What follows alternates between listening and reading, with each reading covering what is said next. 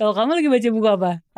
Sekarang sih lagi baca 2 non-fiksi ya. Oke. 1 baru kelar. Ini yang judulnya Make Time. Oh, si John Zeratsky sama Jake Knapp. Mereka bener-bener praktikal banget ya di bukunya tuh, kayak pokoknya lakuin ini terus ngasih taktiknya segala macem, dan kayak taktiknya super detail ya. Bener. Sampai kayak ketika misalnya dia lagi ngomongin taktik ini, kadang aku mempertanyakan kan, aduh tapi kalau misalnya nggak bisa gini gimana? Dia jawab di berikutnya. Langsung ada ininya.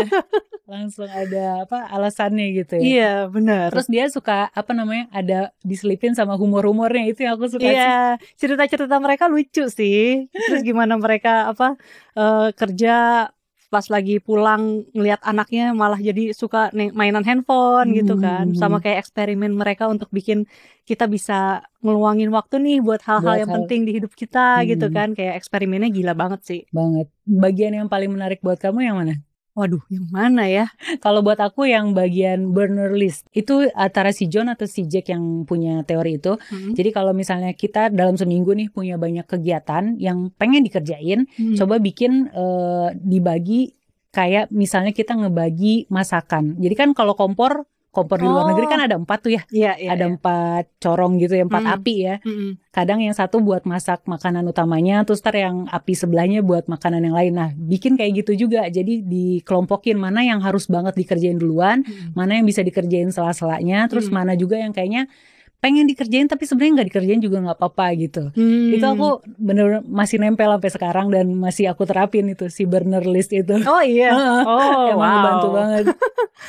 Aku paling mungkin yang cukup ngena juga ya, yang dia bilang ketika kita udah milih, kan dia bilangnya kita milih highlight ya. Betul. Satu aktivitas yang dijadiin prioritas kita di hari itu gitu kan. Terus tapi di akhir dia juga bilang jangan saklek-saklek amat.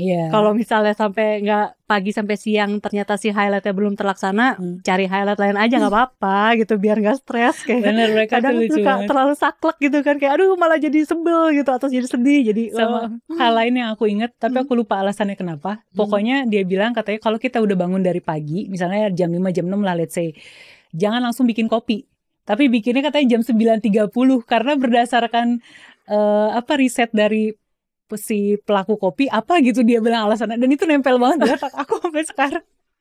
Jadi bikin kopinya jam segitu kamu selalu. Ada ngaruhnya nggak tahu juga sih. Menarik.